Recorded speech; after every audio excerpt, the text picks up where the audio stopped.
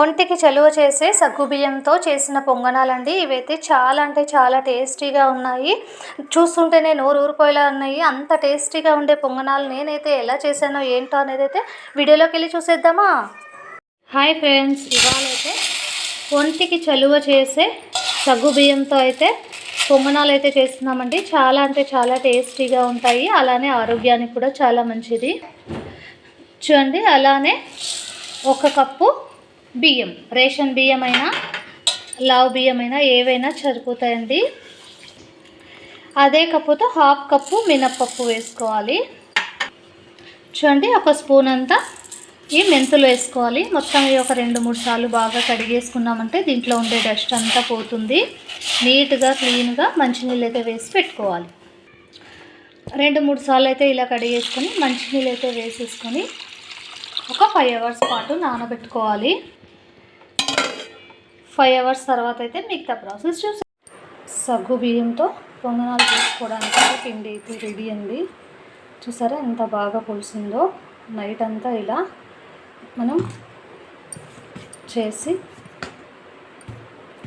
ఇలా ఫర్మెంట్ అయితే అయ్యింది, బాగా పులిసింది చూసారా. ఇప్పుడు ఇందులో సాల్ట్, కొద్దిగా వంట సోడా వేసేసి బాగా కలిపేసుకోవాలి.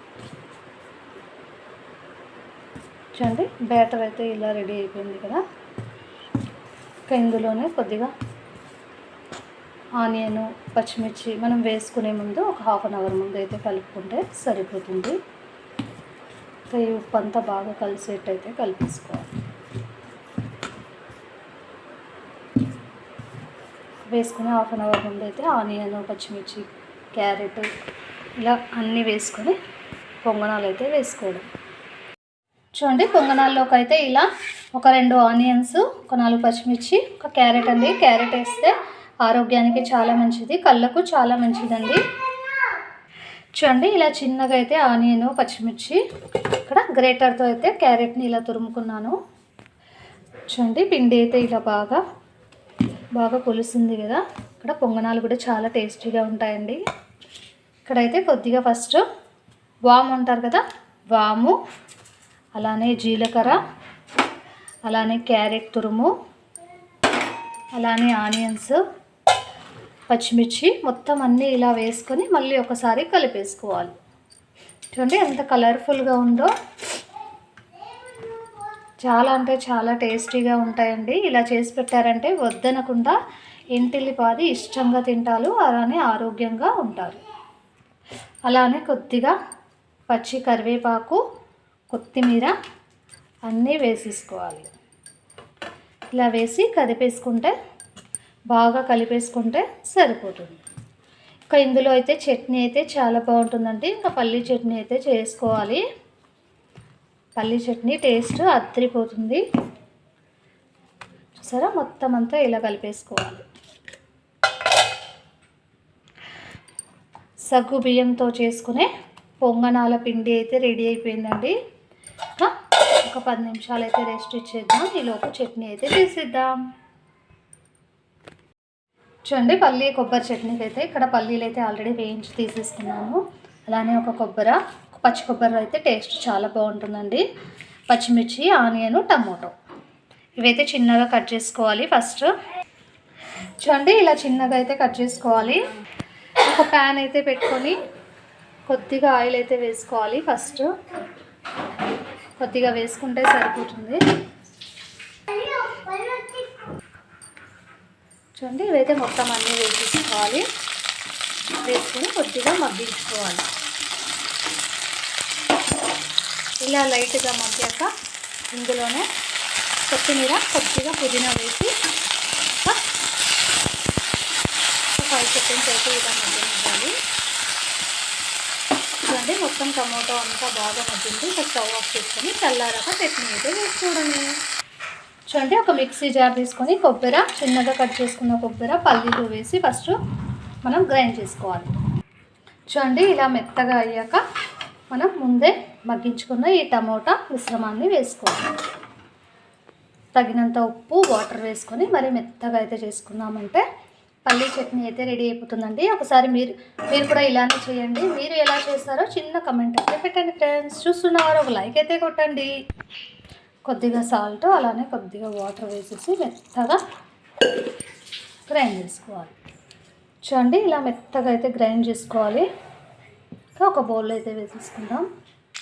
చూడండి పోపుదేముంది, కొద్దిగా ఆయిల్ వేసి జీలకర్ర ఆవాలు కొద్దిగా మినపప్పు వేసామంటే ఇక్కడ తిరువాత అయితే రెడీ అయిపోయింది. అదే పోపు అయితే రెడీ అయిపోయిందండి. ఇక్కడ చట్నీ కూడా గిన్నెలో అయితే తీసేసుకున్నాం కదా. ఇంకా ఈ పోపు అయితే పెట్టేసుకున్నాము. చూసారా మొత్తం ఇలా చాలా అంటే చాలా బాగా వచ్చింది. పల్లి చట్నీ మీద పొంగనాల పెనం అయితే పెట్టేసుకోవాలి. కొద్దిగా చూడండి ఇందులో కొద్దిగా ఆయిల్ అయితే వేసుకోవాలి. ఫస్ట్ ఈ పొంగనాల్లో ఆయిల్ వేస్తేనే కొద్దిగా బాగుంటాయి. సగ్గు బియ్యంతో చేసుకునే పొంగనాలండి. ఇందులోనే కొద్దిగా నువ్వులు వేసుకుంటే బాగుంటాయి టేస్ట్. చూడండి కొద్దిగా నువ్వులు కూడా వేసుకోవాలి. ఇంకా ఒక్కొక్కటిగా వేసుకోవడమే పొంగనాల్లాగా. కొద్దిగా వేసుకుంటే మనకు లోపలంతా బాగా కుక్ అవుతుంది.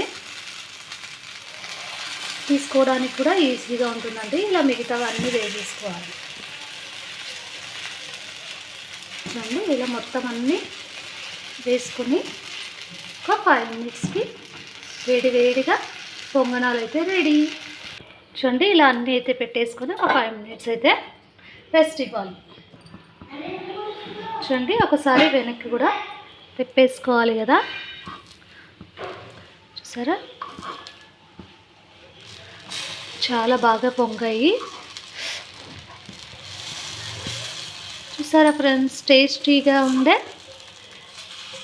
పొంగనాలు సగ్గుబియ్యంతో చేసే పొంగనాలు. చూడండి మొత్తం అంతా ఇలా వేసుకొని ఒక 5 సెకండ్స్ మళ్ళీ కూడా ఇవి కూడా కుక్ చేసుకోవాలి. చూడండి ఫ్రెండ్స్ వేడిగా పొంగనాలు అయితే రెడీ. ఇక్కడ అయితే త్వరగా చేసుకోవచ్చండి. మిగతావి కూడా ఇలాగా పొంగనాలు అయితే రెడీ అయ్యాయండి. ఒక ప్లేట్లో అయితే ఇలా సర్వ్ చేసుకున్నామంటే సగ్గు బియ్యంతో చేసుకునే పొంగనాలు అయితే రెడీ అయ్యాయండి. టేస్ట్ కూడా అద్దరిపోతుంది.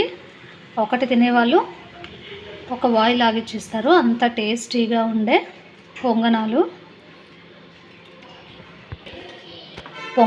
అలానే పల్లీ చట్నీ అయితే రెడీ. ఇప్పుడైతే టేస్ట్ అయితే చూసిద్దాము. చూడండి లోపలంతా చాలా బాగా కుక్ అయింది. పల్లీ చట్నీ అలానే పొంగనాలు చాలా అంటే చాలా బాగా వచ్చాయండి.